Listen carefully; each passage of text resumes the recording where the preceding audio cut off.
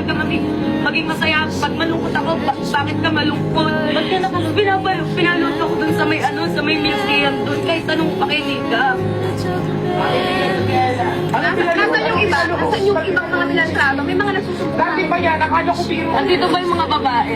Ano yung binugbog? May binugbog dito eh. Wait lang. Totoo lang, sabihin ko lang sa lahat ng babae dito ha. Sobrang nahihigit ako sa inyong lahat. Kasi pumasok kayo dito. Sobrang swerte ninyo. Pinag-aral kayo ni Sir. Lahat binibigay sa inyo. Sobrang swerte ninyo. Hindi nyo napagdaanan lahat ng mga napagdaanan ko. Na araw-araw mo iisipin kung bakit. Pero ginagawa mo yun kasi para sa pangarap mo. Para sa pamilya mo. Tinis mo lahat. Sobrang swerte ninyo. Kaya hindi nyo matitis kung bakit minsan nainis ako sa inyo pag ang aarte nyo mabilang. Kasi ang babait sa mga anak ninyo. Buti na nga lang hinawakan ako nun ni Mami P yung unang contest namin kasi nagalit siya nun sa akin. Buti na lang binitawan ako. Buti na lang hinawakan ako nun ni Mami P kasi wala na kung pumipili sa akin yung pageant. Si Ate Riri sobrang dami niyang hawakan. Pinapamukha niya pa nun sa akin. May hawak sa'yo. Kukawa ka naman walang hawak sa'yo. Buti na si Mami P. Bakit sila mga under mo time na yun? Hindi ba okay naging ano mo kayo, okay? Naging relationship mo? Yung ba yung sinabi pinalulunod? Yung ba yun? Pero alam mo kung gano'n. Alam mo na si Kuya Eric na kung gano'n kasi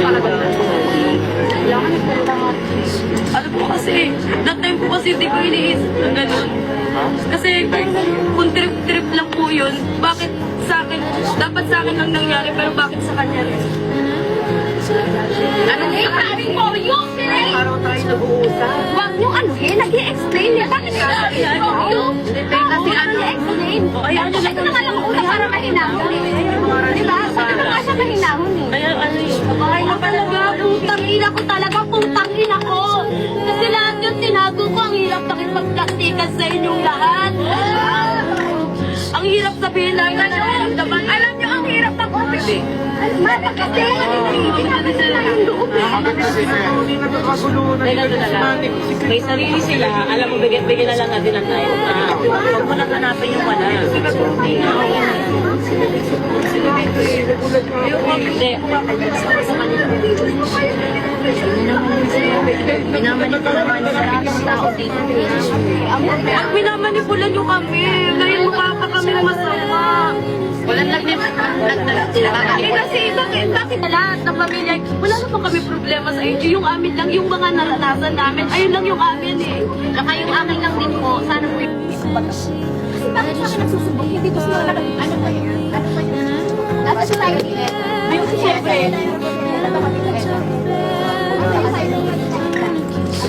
Kami pong dalawa po ni Ana. Magsabi kayo. Harapan, para nakikita nila. Yung ganun na lang. Wala po. Si Lane. Naganan-ganan sa mga. Pero alam mo kung gano'n. Alam mo na si Kuya Ed, paano po Ano po kasi, that time po kasi hindi ko iniisip na gano'n. Kasi kung trip-trip lang po yun, bakit sa akin, dapat sa akin lang nangyari, pero bakit sa kanya rin? Anong sabi mo? Yung pinay! Araw tayo nag-uusap. Huwag niyong ano eh, nag-i-explain niya. Bakit ka sabi mo?